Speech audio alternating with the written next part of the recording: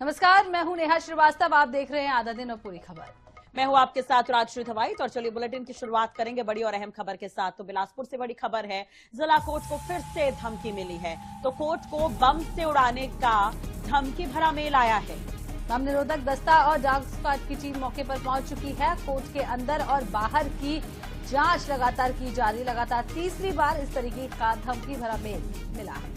तो आपको ये बड़ी और अहम खबर हम आपको बता दें कि लगातार धमकी भरे ईमेल मध्य प्रदेश में अलग अलग दफ्तरों में मिल रहे हैं। इससे पहले पासपोर्ट ऑफिस में ये धमकी भरा मेल जो है वो मिला था और छत्तीसगढ़ मध्य प्रदेश में लगभग इसी तरह के हालात देखने को मिल रहे हैं। अब ये बिलासपुर से बड़ी खबर निकलकर सामने आई है, जहां पर धमकी भरा ईमेल आया है। बम से उड़ाने की धमकी दी गई है ईमेल के जरिए कोर्ट को। तो आपको बता दें, कुछ दिन पहले भी इस तरीके का मामला सामने आया था, जहां बिलासपुर जिला कोर्ट को धमकी भरा मेल आया था। एक बार फिर से जिला कोर्ट को बम से उड़ाने की धमकी दी गई है। बम निरोधक दस्ता और डॉग स्क्वाड की टीम हालांकि मौके पर मौजूद है और जांच पड़ताल की जा रही है कि ये मेल कहां से आ रहा है, इसका सोर्स क्या है। इसको लेकर पुलिस और साइबर टीम दोनों की जांच पड़ताल कर रही है।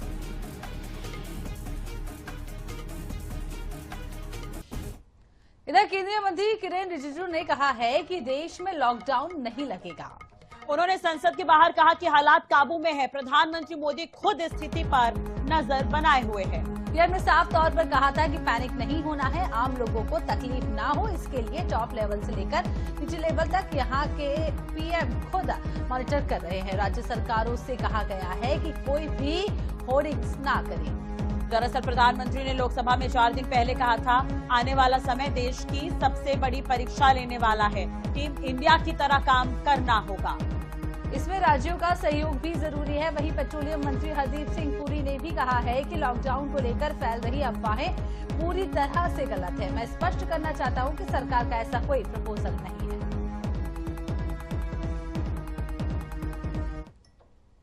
प्रधानमंत्री जी ने बहुत साफ तौर से बताया था कि पैनिक नहीं होना है। जमाखोरियों को चेतावनी दिया है, राज्य सरकारों को आह्वान किया है कि कोई इसमें होर्डिंग ना करे, पैनिक क्रिएट ना करे। भारत सरकार पूरी तरह से स्थिति का नियंत्रण में पूरा रखा हुआ है और आम लोगों को तकलीफ नहीं होने के लिए टॉप लेवल से बॉटम लेवल तक प्राइम मिनिस्टर साहब खुद कंटिन्यूअसली मॉनिटर करते हैं। इधर ईरान, इजरायल और अमेरिका के बीच जारी जंग से देश में उपजे संकट को लेकर मोदी सरकार अलर्ट मोड में नजर आ रही है। देश में भी इसे लेकर लोगों में पैनिक फैल रहा है। हालांकि सरकार की ओर से परेशान न होने और स्थिति कंट्रोल में होने की बात लगातार कही जा रही है। तो प्रधानमंत्री नरेंद्र मोदी आज सभी राज्यों के मुख्यमंत्रियों के साथ वीडियो कॉन्फ्रेंसिंग के जरिए हाई लेवल बैठक करेंगे। इस बैठक में राज्यों की तैयारियों और योजनाओं की समीक्षा की जानकारी भी ली जाएगी। टीम इंडिया की भावना के तहत सभी प्रयासों में तालमेल सुनिश्चित करने पर जोर दिया जाएगा। आचार संहिता लागू होने के कारण चुनाव वाले राज्यों के मुख्यमंत्री बैठक में शामिल नहीं होंगे। इनके मुख्य सचिवों के लिए अलग से बैठक आयोजित होगी। बैठक का एजेंडा विशेष रूप से मिडिल ईस्ट में जारी संकट और उसकी वैश्विक चुनौतियों पर केंद्रित है। बता दें कि प्रधानमंत्री मोदी ने संसद में हालात की गंभीरता बताई और कहा है कि यह संकट से भारत ही नहीं बल्कि पूरी दुनिया को प्रभावित कर रहा है। उन्होंने शांति और संवाद को ही समाधान का रास्ता बताया और खाड़ी देशों में रहने वाले भारतीयों की सुरक्षा को सर्वोच्च प्राथमिकता बताया।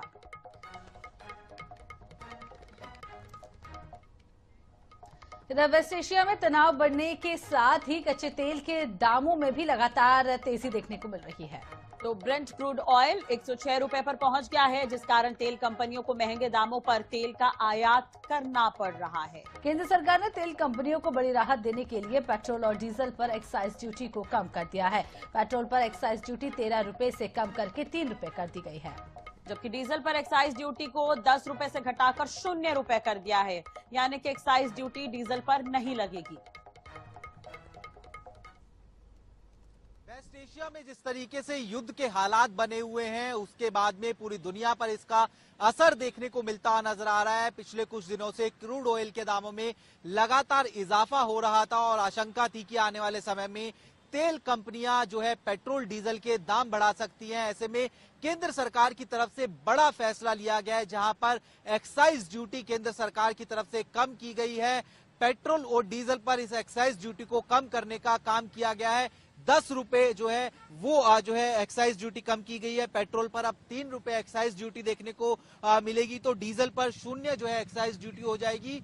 हालांकि अभी अगर हम बात करते हैं तो जो दिल्ली है वहां पर जो पेट्रोल और डीजल के दाम है उसमें किसी तरीके की जो गिरावट है वो देखने को नहीं मिल रही। आपको हम दिखा रहे हैं कि किस तरीके से जो स्पीड पेट्रोल है उसका दाम देखने को मिलता नजर आ रहा है। और इसके अलावा भी अगर हम बात करते हैं पेट्रोल और डीजल के दामों में, तो वो जो है एज इट इज बने हुए। डीजल के दाम 87 रुपए 67 पैसे जो है वो जो है बने हुए हैं। तो पेट्रोल के दामों की भी अगर हम बात करें वो भी जो है एज इट इज जो है 94 रुपए 77 पैसे जो है फिलहाल देखने को मिलते हुए नजर आ रहे हैं। आशंका थी कि आने वाले समय में जिस तरीके से लगातार क्रूड ऑयल के दाम बढ़ रहे हैं अंतर्राष्ट्रीय मार्केट में, उससे जो तेल कंपनियां हैं वो अपने जो दाम है वो कहीं ना कहीं जो है बढ़ाती हुई जो है नजर आ सकती है। एलपीजी को लेकर कई जगह हम देख रहे थे कि लाइनें लगती हुई जो है नजर आ रही है, लेकिन केंद्र सरकार का इस बीच एक्साइज ड्यूटी घटाने का फैसला जो है वो जनता के लिए एक बड़ी राहत जो है लेता हुआ जो है नजर आया है। इसके बाद में देखने वाली बात रहेगी कि किस तरीके से क्या जो अभी मार्केट में पेट्रोल डीजल के दाम है उसमें भी जो है कटौती वो की जाती है, या फिर किस तरीके से विपक्ष जो है इस एक्साइज ड्यूटी में कटौती को देखता हुआ नजर आता है। हालांकि अभी भी कुछ प्रकार से ये कहा जा रहा है कि पिछले दिनों जब क्रूड ऑयल के दाम कम थे तो जनता से जो है टैक्स पूरी तरीके से वसूला गया था, लेकिन जिस तरीके से युद्ध के हालात हैं और युद्ध के हालात में जो है अगर हम बताएं कि जो हर देश है वो कहीं ना कहीं जो है अफेक्ट होता हुआ नजर आ रहा है, और उसके बाद में जनता को राहत देने के लिए केंद्र सरकार की तरफ से उठाया गया कदम एक बड़ी सोच जो है कहीं ना कहीं कहा जा रहा है। कैमरा पर्सन सागर के साथ स्पर्श शर्मा, जनता टीवी, INH न्यूज, दिल्ली। केंद्र सरकार ने पेट्रोल और डीजल पर एक्साइज ड्यूटी 10-10 रुपए कम कर दिए हैं। इसमें आने वाले समय में कच्चे तेल के दाम बढ़ने पर पेट्रोल डीजल के दामों में कोई भी असर नहीं पड़ेगा। तो वहीं कुछ लोग इस छूट को चुनाव से जोड़कर देख रहे हैं। डीलर, पंप संचालक और ग्राहक इस मुद्दे पर क्या सोचते हैं, ये जानने की कोशिश की हमारे ग्वालियर संवाददाता जावेद खान ने। के बीच जो युद्ध छिड़ा हुआ है उस जंग के बीच में सबसे बड़ा असर पड़ता है, तो सबसे ज्यादा असर पड़ता है पेट्रोल डीजल की आपूर्ति को लेकर। लेकिन अभी केंद्र सरकार ने जो एक्साइज ड्यूटी 10-10 रुपए पेट्रोल और डीजल पर कम की है उसका असर पूरे देश में देखने को मिल रहा है। खास बात है कि जो प्रति बैरल जो दाम बढ़ाए जाने थे कंपनियां उन्होंने नहीं बढ़ाए, उन पर दबाव था। लेकिन सबसे बड़ी बात है इसी बीच में केंद्र सरकार ने पेट्रोल और डीजल पर 10-10 रुपए अपना एक्साइज ड्यूटी कम कर दी है, और इसके वजह से पेट्रोल के दाम स्थिर हैं और आज जो भाव हैं वो लगातार इसी तरह से बने हुए हैं। सबसे बड़ी बात है कि यहाँ का जो ग्राहकों पर और यहाँ के जो पेट्रोलियम डीलर एजेंसी संचालक है उन पर क्या असर पड़ रहा है। मानव जी, आप जो देख रहे हो पूरा जो वर्ल्ड सिनेरियो चल रहा है उसको देखते हुए क्या लगता है, चूंकि एक्साइज ड्यूटी 10-10 रुपए कम कर दी गई है तो पेट्रोल डीजल के दाम इसी तरह स्थिर रहने वाले हैं, बढ़ेंगे या घटेंगे? जी, मेरा मानना है कि जब तक इलेक्शन जो होने वाले हैं अगले महीने वेस्ट बंगाल और आसाम में, तब तक तो रेट नहीं बढ़ने चाहिए। इसलिए गवर्नमेंट ने 10-10 रुपए पेट्रोल और डीजल पे कर दिए, जिससे जो कंपनियां नुकसान हो रहा है उनको तो उससे ऑफसेट किया जाए। तो अभी तो मुझे उम्मीद है कि कुछ दिन तो नहीं बढ़ने की उम्मीद है। अगर कच्चे दाम और बढ़ गए तो फ्यूचर में रेट बढ़ भी सकते हैं। क्रूड ऑयल की बात की जाए तो सबसे कम कर दिए हैं, चूंकि अब जैसे बढ़ने की उम्मीद थी 105 बैरल पे आके टिक गया है, तो ये आपको लगता है कि बढ़ सकते हैं अभी? अगर ये वॉर आगे चलती रही तो बिल्कुल इसके चांसेस हैं कि ये और बढ़ सकते हैं, लेकिन अभी जैसे बात चल रही है दोनों देशों में, शायद इस युद्ध पे विराम लग जाए। कोई क्राइसिस की बात की जाए तो कोई क्राइसिस नहीं, अभी ऐसा कोई क्राइसिस नहीं है। हमें डिपो से पर्याप्त माल मिल रहा है और दाम भी स्थिर हैं। इससे एक अस्थिरता का माहौल और ब्लैक मार्केटिंग नहीं हो पा रही है, जिसका लाभ आम जनता को तो मिल ही रहा है। पेट्रोलियम डीलर एसोसिएशन और गैस और ये क्या कहते हैं पेट्रोल डीजल के जो डीलर्स हैं उनको भी मिल रहा है। कैमरामैन अजय उपाध्याय के साथ जावेद खान, INH न्यूज, ग्वालियर।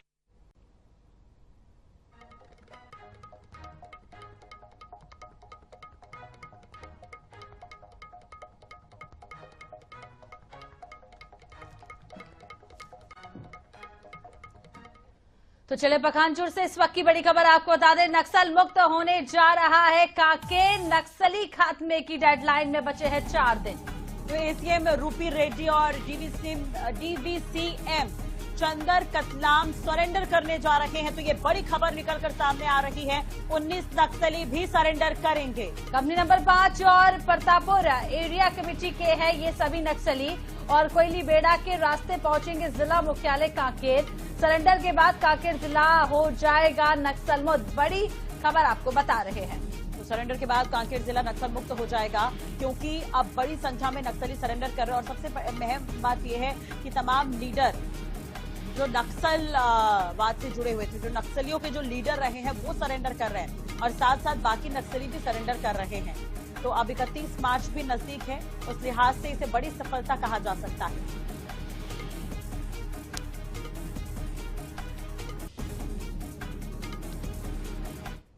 चलिए बात को लेते हैं कुछ और खबरों की। तो प्रभारी मंत्री राकेश सिंह ने छिंदवाड़ा के सिमरिया हनुमान मंदिर के पास हुई सड़क दुर्घटना पर गहरा दुख व्यक्त किया है। उन्होंने इसे अत्यंत हृदय विदारक घटना बताते हुए प्रभावित परिवारों के प्रति सांत्वना प्रकट की और प्रभारी मंत्री राकेश सिंह ने अस्पताल पहुंचकर घायलों से मुलाकात की और उनका हालचाल जाना।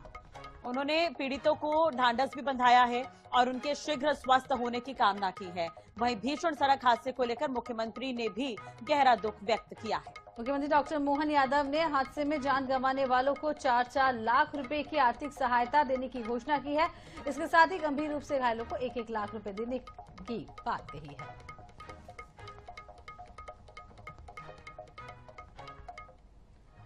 ग्वालियर में भीषण सड़क हादसे में ऑटो में सवार 5 लोगों की मौत हो गई।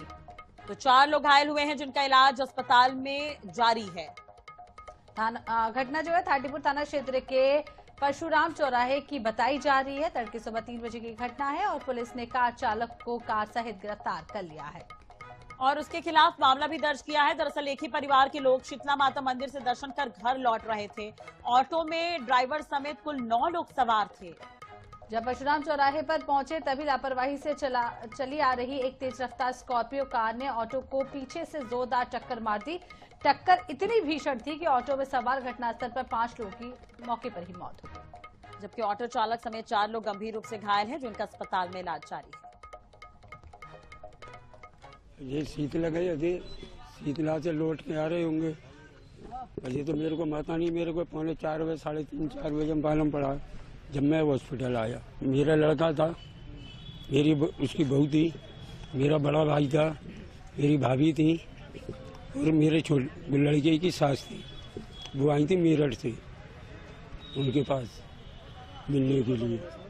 5 2 घायल हैं, 2 बच्चे थे, वो तो खैर सही है। अभी थाना थाटीपुर क्षेत्र के अंतर्गत परशुराम चौराहे के आगे जैन मंदिर के पास में सुबह 3 बजे के करीब की घटना है और एक लापरवाही पूर्वक चलाता हुआ एक तेज स्पीड का स्कॉर्पियो वाहन है, जिसने एक ऑटो में पीछे से टक्कर मार दी, जिसमें पेड़ से टकराने के कारण जो है ऑटो में कुल 9 लोग सवार थे, जिनमें से 4 लोगों की तत्काल वहां पे मौके पर मृत्यु हो गई थी। उसके बाद में अन्य सूचना प्राप्त हुई कि आगे जाकर के इसने इस वाहन में टक्कर मार दी, जिसके बाद में इनकी आकस्मिक दुर्घटना हुई है। सभी एक ही परिवार के हैं, सुरेश नगर थाटीपुर के रहने वाले हैं और कुछ घोसीपुरा मुरार के रहने वाले हैं।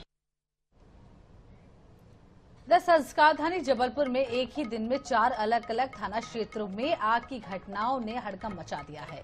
तो बेलबाग के गुरंदी बाजार में पूजन सामग्री की दुकान में भीषण आग लग गई, जिस पर 8 दमकल गाड़ियों की मदद से काबू पाया गया। इससे पहले बरगी के एडवेंचर पार्क में भी भीषण आग लग गई, एक युवक की जलकर मौत हो गई। वहीं आधारताल क्षेत्र में फर्नीचर की 2 दुकानों में आग से बड़ा नुकसान हुआ है।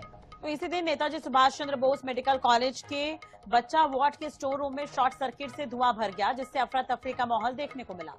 इन सभी मामलों की जांच जारी है।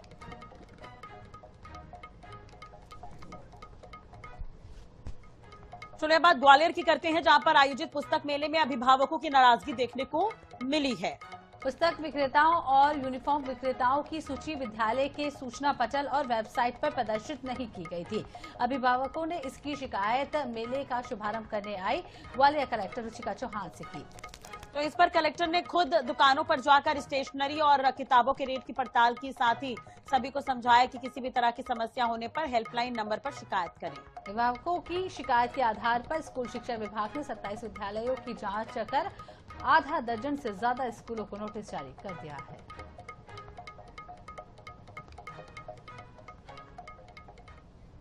इधर पनागर क्षेत्र से 12 वर्षीय बालिका का अपहरण कर 18 दिन तक बंधक बनाकर रेप करने वाले आरोपी को पुलिस ने गिरफ्तार कर लिया है। तो नाबालिग को बरामद कर परिजनों के सुपुर्द भी किया गया। मामला पनागर थाना क्षेत्र का है, जहां 8 मार्च को पीड़िता बिना बताए अपने घर से लापता हो गई थी। परिजन ने थाने में शिकायत दर्ज कराई थी, जिसके बाद पुलिस ने गुरुवार देर रात 3 बजे पीड़िता को देवरी से सुरक्षित बरामद कर लिया। पीड़िता के बयानों में खुलासा हुआ है कि आरोपी मकान मालिक पूरन श्रीवास्तव नाबालिग को बहला फुसलाकर अपने साथ ले गया था और उसके साथ लगातार दुष्कर्म करता रहा।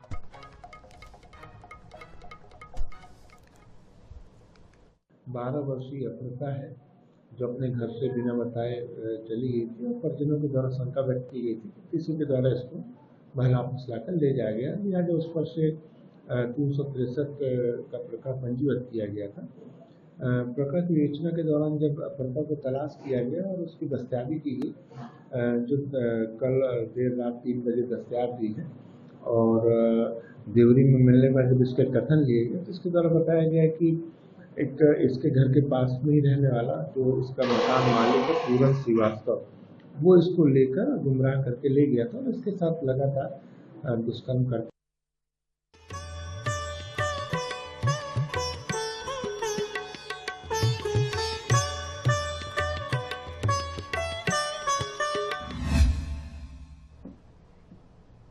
रामनवमी बड़े ही धूमधाम से आज मनाया जा रहा है। सुबह से ही मंदिरों में भीड़ देखने को मिल रही है।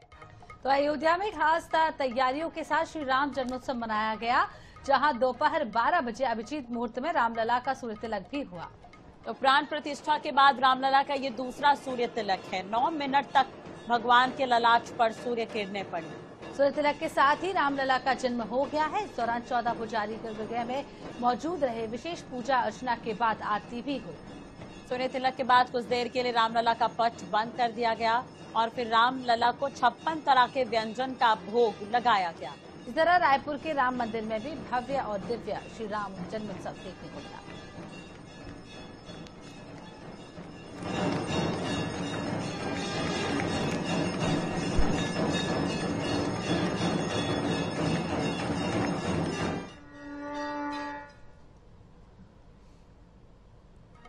ग्वालियर में भी रामनवमी का त्योहार धूमधाम के साथ मनाया जा रहा है।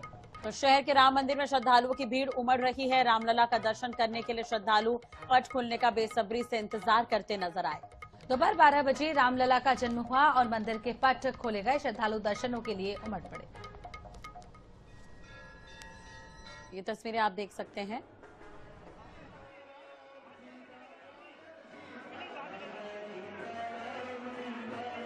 बड़ी संख्या में श्रद्धालु पहुंचे। तो देश भर में अलग अलग जगहों पर आज दर्शन किए गए। ग्वालियर में भी रामनवमी की धूम देखने को मिल रही है और राम का जन्म हो गया है। और अब यहाँ ग्वालियर के राम मंदिर, ऐतिहासिक राम मंदिर में मैं हूँ। यहाँ पर आप देख सकते हैं कुछ ही देर में पट खुलने वाले हैं। श्रद्धालुओं की भीड़ लगी हुई है, कतार लगी हुई है। लोग रामलला के दर्शनों के लिए लालायित हैं और ग्वालियर का ऐतिहासिक 100 साल पुराना राम मंदिर है। यहाँ पर जय जय श्री राम के नारे लग रहे हैं। महिला पुरुष बच्चे सब हैं, लंबी लंबी कतारें हैं। सुबह से लोग यहाँ पर मौजूद हैं और ये पट खुलने वाले हैं। आप देख सकते हैं विहंगम दृश्य, चारों तरफ एक ऐसा माहौल है कि जब राम लला के दर्शन हो रहे हैं। सबसे बड़ी बात है कि ग्वालियर का राम मंदिर एक ऐसा ऐतिहासिक राम मंदिर है जो कि अयोध्या में राम लला के दर्शन होंगे और राम जन्म मनाया जाएगा। उसके साथ ही यहाँ पर राम मंदिर में व्यवस्था की गई है। आप कुछ महिलाओं से बातचीत करेंगे। दर्शन होने वाले हैं? बिल्कुल दर्शन होने वाले हैं। अच्छे दर्शन होंगे, बहुत अच्छे लगे। लाइन में कब से लगी? अभी 1-8 घंटा हो गया। आधा घंटा हो गया। मामा के बाजार से आए दर्शन करने के लिए। और मामा आप देख सकते हैं अब ये दर्शनों के लिए दरबार खुल चुका है। श्रद्धालु इंतजार कर रहे थे और रामलला के जो दर्शन हो रहे हैं बड़े सौभाग्य के साथ यहाँ पर लोगों को प्राप्त हो रहे हैं। और इस मंदिर की विशेषता है कि यहाँ पर लगातार लोग पहुँचते हैं। जैसे अयोध्या में माहौल बनता है, रामलला का ओरछा में जैसा माहौल बनता है, वैसा ही कुछ माहौल यहाँ पर देखने को मिल रहा है। भीड़ आतुर है और भीड़ को कंट्रोल करने के लिए पुलिस बल भी लगाया गया है, लेकिन दर्शन हो चुके हैं और दर्शनों की एक अलग ही छटा यहाँ पर देखने को मिल रही है और ये माहौल यह लगातार इसी तरह से बना हुआ है। कैमरामैन अजय उपाध्याय के साथ जावेद खान, INX न्यूज ग्वालियर। तो इधर राजा राम की नगरी ओरछा में भी रामनवमी पर उत्साह देखने को मिला। तो मंदिर को फूलों से सजाया गया है। राम जन्मोत्सव के बाद मंगला आरती भी हुई। 51,000 लड्डुओं का भोग भगवान को अर्पित किया गया। ये परंपरा 500 साल पुरानी है। तो मंदिर परिसर में बधाई गीत गाए गए। बुंदेली नृत्य का भी आयोजन किया गया। श्रद्धालुओं के लिए राम जन्मोत्सव पर 25 क्विंटल देसी घी से बनाए गए लड्डुओं का प्रसाद चढ़ाया गया। निवाड़ी विधायक अनिल जैन भी आयोजन में शामिल।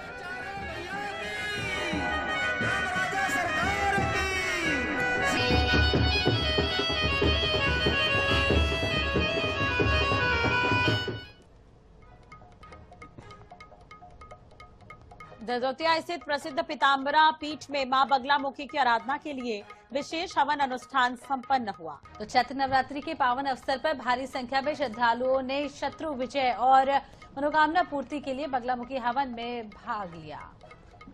तो इस जागृत शक्तिपीठ में तंत्र साधना के माध्यम से भक्तों की बाधाएं दूर करने के लिए यज्ञ और अनुष्ठान किए गए। अहम बात यह भी है कि यहाँ का हवन वर्ष में सिर्फ 2 बार ही संपन्न होता है।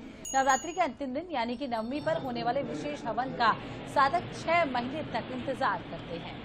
तो महाहवन के लिए 9 दिन से पीठ परिसर में रहकर साधना कर रहे 200 साधक शामिल हुए। साथ ही 8,000 से ज्यादा बाहरी साधक भी इसमें आहुति देने पहुंचे। माई के समस्त साधक और भक्तगण 24 घंटे तत्परता से साधना की।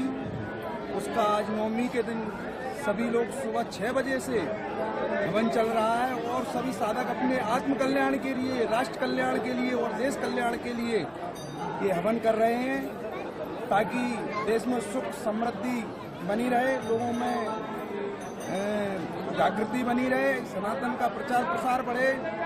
माई से यही कामना करते हैं कि सभी लोग स्वस्थ रहें, दीर्घायु रहें।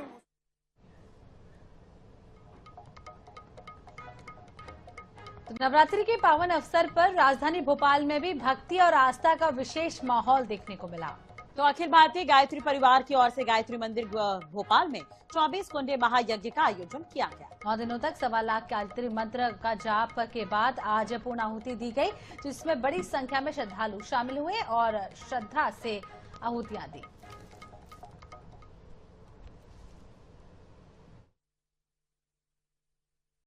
आज अखिल विश्व गायत्री परिवार की सभी संस्थाओं में, देश ही नहीं विदेशों में भी 9 दिन का अनुष्ठान करते हैं। नवरात्रि में 1.25 लाख गायत्री मंत्र का अनुष्ठान करते हैं। उसकी पूर्णाहुति 24 कुंडी यज्ञ, 51 कुंडी यज्ञ के माध्यम से किया जाता है। उसी के अंतर्गत आज ये 51 कुंडी महायज्ञ कर रहे हैं हम, 24 कुंडी। और इसके बाद राम जन्मोत्सव मना रहे धूमधाम से। कोई भी पर्व या उसका उद्देश्य हम सार्थकपूर्ण तरीके से मनाते हैं। इसी के साथ इस बुलेटिन में फिलहाल इतना ही। खबरों के लिए बने रहिए हमारे साथ। नमस्कार।